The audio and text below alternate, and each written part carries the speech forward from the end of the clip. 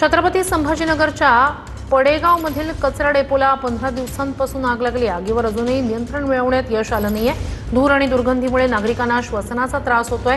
घरात राहणं सुद्धा मुश्किल झाल्यानं काहींनी आता मुलांना नातेवाईकांकडे पाठवून दिलंय. पडेगावमधील कचरा डेपो हटवण्याची नागरिकांची मागणी आहे. तर 1 ते 2 दिवसात परिस्थिती नियंत्रणात येईल असं महापौर समीर राजूरकर यांनी सांगितलंय.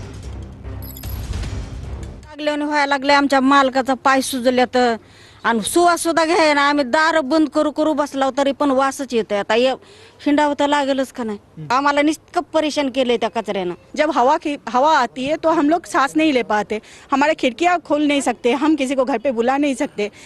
आमची मागणी हीच आहे की हा कचरा डेपो इथून हटवला जावा, कारण की खूप सुंदर वातावरण आहे इथे निसर्गरम्य आणि ते तसंच मेंटेन राहावं. त्यासाठी आमची एवढीच मागणी आहे की हा कचरा इथून काढलाच पाहिजे. तिथं थोडी धुमसते आणि थोडं धूर निघतोय. आग नाहीये तिथे, धूर निघतोय आणि त्याचा त्रास तिथल्या स्थानिक नागरिकांना होतोय. हे 100% मला माहिती आहे. पण आता त्याच्यावरती उद्याच्या दिवसापर्यंत पूर्ण नियंत्रण करून त्याच्यावरची उपाययोजना आपण करतोय.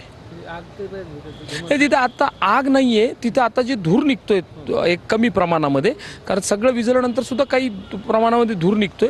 त्याच्यावर सुद्धा नियंत्रण आज उद्यामध्ये पूर्ण करायचं.